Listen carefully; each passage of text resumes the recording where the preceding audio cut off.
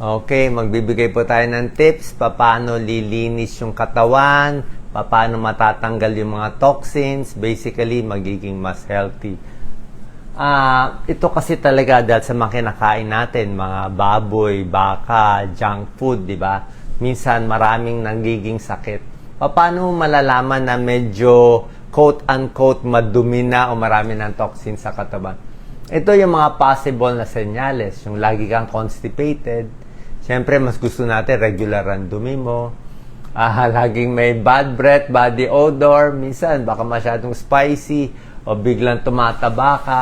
O yung pag-iisip mo, medyo may brain fog ka. O nagkakaroon ka ng mga rashes. Okay? Pwede rin yan. Hindi makatulog. Nalalagas yung buhok. Puro arthritis. Masakit yung katawan. So, ito yung parang detox natin. Actually, matagal ko na to ginagawa. Pero lately, mas ginagawa ko siya. Siyempre, pag tumatanda tayo, i-try natin.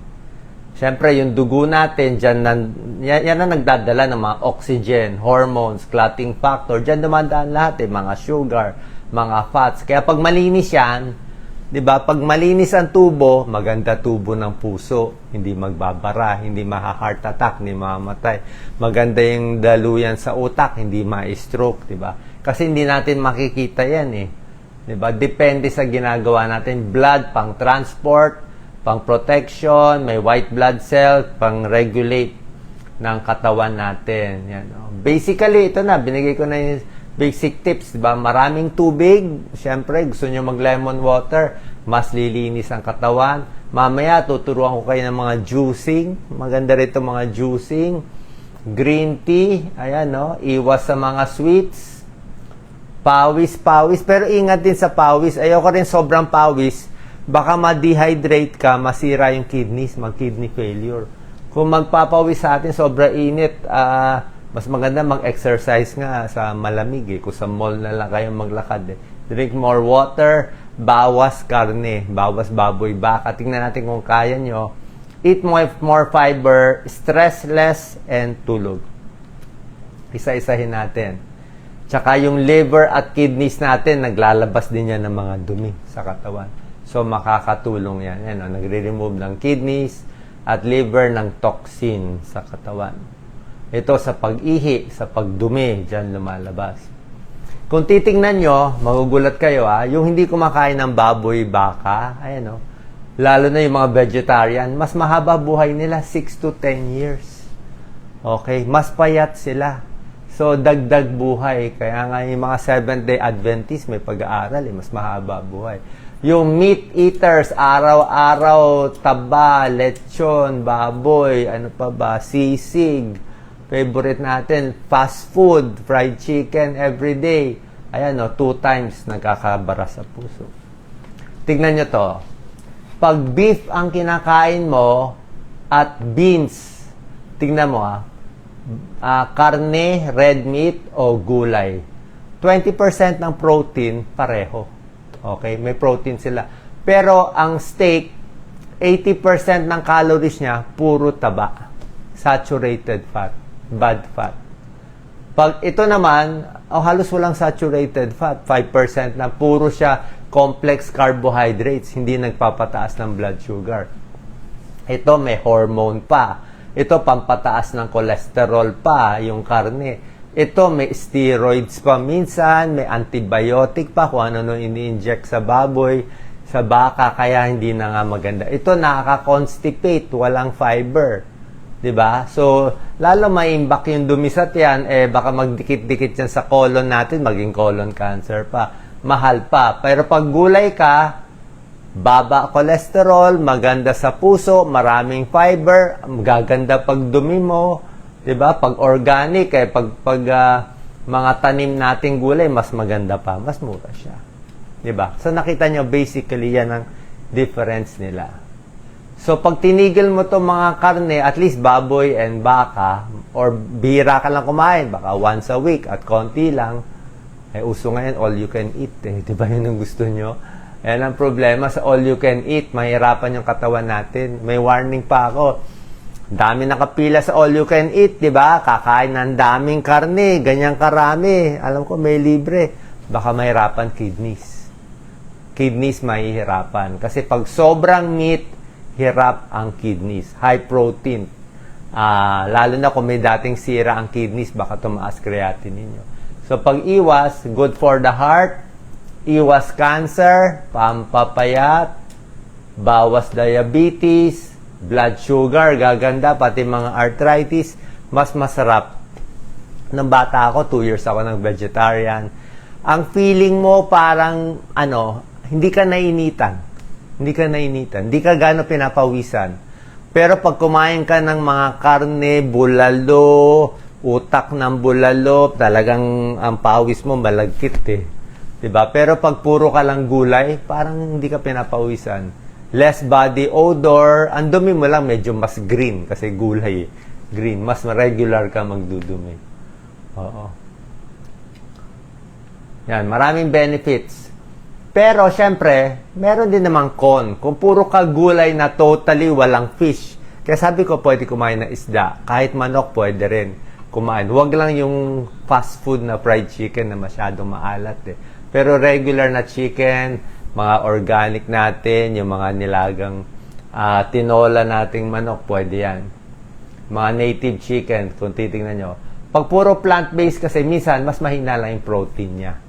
Pero may protein sa gulay. Minsan, kulang siya sa B12 kung wala kang fish and chicken. Minsan, mas mahina yung iron niya, pero meron din siya. Meron din siya. Okay? Kaya paminsan-minsan, may fish, may chicken, pwede. Pero yung baboy baka, pwede nyo i-stop. Sa pork, may mga religion ayaw ng pork, naintindihan natin. Kasi nga, may mga swine flu, may mga parasite, may mga tapeworm, may mga trichinosis, maraming mga bulati at iba pa. Higher cancer risk, proven yan. Sa bacon, processed meat, sausage, at iba pa. Ham. Sabihin nyo, ay ba't pa binibenta? May nitrites kasi, may preservative. Kung marami. Actually, naaral ko yung limit eh. Parang baga sa hotdog eh, pag lumampas ka na ng ilang piraso, in a week eh, so sobra na eh. Diba? So, paminsan-minsan okay naman, pero yun nga kasi eh, galing pa rin sa pork eh. Diba? Tapos syempre sa bituka, yung mga toxins, yun sa digestive system nila. Paminsan-minsan kung gusto nyo, tayo lechon ang gusto natin. Sisig. So, kaya marami nagkakasakit. Maraming sakit sa puso sa atin. Okay? Junk food din. Ang junk food, hindi lang chicherya, pati fast food. Ano nangyari? Diba? Ang chicherya natin, tingnan nyo yung ingredients. Ang dami. Salt, sugar, preservatives, bechin, coloring, harina. Diba? Lahat na sinasama. Tsaka ang taas ng salt. Isang potato chips. O isang kahit anong mga gustong-gusto kong meron ako dati gusto. Yung salt and vinegar na crackers. Ang taas ng salt content. Grabe. Weight gain. Tataba ka sigurado. Diba? Maalat eh. Magmamanas ka. Maha-high blood ka. Allergy, inflammation, type 2 diabetes, depression. Maraming problema.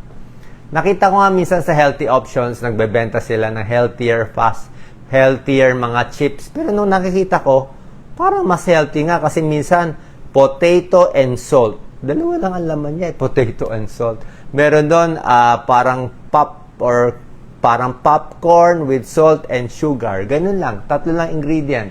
Tapos na. Yung sa atin, ang daming ingredient. Ito, syempre, sobrang tamis. Sobrang tamis. Ito okay naman yung tinapay, kaya lang yung hotdog eh. Ito okay naman yung gulay, syempre yung meat eh. So, sobrang tamis ang problem. Ito sa fried chicken kasi, magugulat kayo. Pag kayo bumili ng manok, niluto nyo, ang salt content nun baka parang 80 to 100 milligrams lang. Mababa. Required natin mga 2,000 in a day eh. 2,000 in a day milligrams. Pero pag ginawa mong itong mga nasa fast food natin, ang may kasalanan dito yung butter, yung halo, yung harina. Yung harina niyang napakasarap, doon dumidikit lahat ng herbs and spice and salt. From 100 milligrams sa fried chicken natin, pag ito, 1,000 milligrams na, times 10. Kaya nung kinakain ko nga yung sa fast food, masarap. Kaya lang, super alat, nakatago lahat yan. No? Na doble yung alat. Yun ang problema. So, lalampas tayo sa alat in a day. Kaya maraming high blood, maraming may kidney failure sa Pilipinas. Para luminis, more gulay, more vegetables, daming tubig, iwas alak. Ayan, pakita natin. Yan, tubig talaga. 8 to 10 glasses of water. Sabi mo, Doc, kumain ako ng noodles, kumain ako ng junk food, okay lang, minom naman ako 3 basong tubig. Hindi daw pwede ganun. Sabi ng nephrologist, wala daw daya-daya sa ganun. Okay, minom ka ng tubig. Pero yung alat na kinain mo, 2,000 milligrams, tatama pa rin sa katawan yun. Nandun pa rin sa katawan. Ito, pinakamagandang gulay. Broccoli, mahal. Cauliflower, mas mura. Ito, mga repolyo, lahat yan. Lettuce. Anti-cancer properties. Napakaganda. Cruciferous vegetable. May pag-aaral yan sa Amerika. Blueberries, mahal to. Strawberry na lang tayo. Strawberry, ang daming antioxidant, anti-cancer, low calorie pa. Huwag mo na lagyan. Basta kakainin mo na siya as like that. Garlic, syempre, para sa high blood, para sa cholesterol, anti-inflammatory, antibacterial, lahat na pwede. Bawang. Pero hindi siya ganun kalakas sa high blood and cholesterol. May tulong lang siya. Apple, pinakamaganda. Apple para sa diabetic, ito pwede kayo kumain isa, dalawa. Kita nyo yung ginawa ng Diyos, napakagaling. May sugar siya, fructose, may tamis, pero yung tamis na ginawa ng Diyos, nakatago sa ang daming fiber. Bago mo makain yung konting tamis niya, ubusin mo to lahat. So pagdating ng sugar nito sa katawan, ang tagal ma-absorb kasi dadaan pa yung fiber. Kaya hindi siya nakakataas ng blood sugar. Pero tayo, kung kumain tayo ng donut o cake, walang fiber, pagkain mo pa lang, taas agad ng sugar mo. Sira ang organs natin. Yun ang problema. Kaya maganda nga yung sugar sa prutas, mapipilitan ka kumain muna.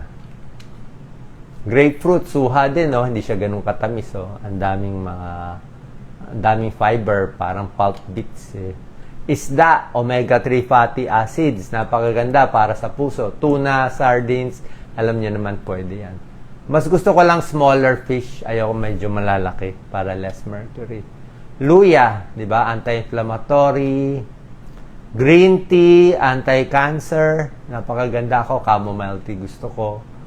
Tsaka walang asukal, di ba? Tayo, puro 3-in-1 coffee ang gusto. Di ba? Okay ang coffee, depende sa tao, no? Pero wag lang gawing 3-in-1. Wag lang lagyan ng marami. Kung black coffee, walang problema. Pero kung coffee sa mga, yung andaming pinapatong na chocolate at whipped cream, ibang usapan na yun. Kumain na lang kayo ng ice cream kaysa gawing coffee flavor. Pero coffee itself, tingin ko pwede naman siya 1 to 2 cups. Supplement, ingat lang na wag masosobrahan. Okay? Paalam nyo muna sa doktor. Baka healthy kayo kumain. Nagkamali, ang daming vitamins, ang daming supplements, doon pa tinamaan yung liver nyo at kidneys nyo. Kasi lahat yan, may toxic dose din yan Lalo na pag hindi natin alam kung ano yun. So, basically, bawas sugar, more water, bawas alak, healthier food, green tea, daily exercise, tulog ng mahaba. Yan. Itong mga juicing pwede rin. Mas maganda prutas, pero sa juice kasi bawas ang fiber Pero okay pa rin siya. Yan, orange juice sa mga bata. Itong mga juice, tomato juice, carrot juice, apple juice, pineapple juice, ano yan, fresh yan. Hindi siya lata. Kung lata kasi matamis din. So, hindi siya okay pag lata. Tsaka hindi siya unli. Okay? Kahit fresh juice siya, wag mo dagdagan ng syrup, walang syrup, hindi siya unli. Sa isang araw, baka 2 baso maximum na. Lalampas ka na Pag lumampas ng 2 baso, lampas ka na sa requirement mo. Okay? Halo-halo ito kung gusto nyo. Kung hirap kayo kumain, cucumber, apple, kale, mahalang kale, lemon, ginger, celery, carrot. So, pwede halu-haluin from time to time or kung fresh yung anong murang prutas, dalandan, suha, mangga. Tamis ng mangga Bira lang dapat yung mangga. Pakonti-konti lang. Kasi medyo matamis siya. Okay? So, sana pa nakatulong to. para maging mas healthy. Try nyo lang. Less baboy, less pork, less beef, more like this. Sa tingin ko, in 1 month, mas maganda pakiramdam ninyo. Salamat po.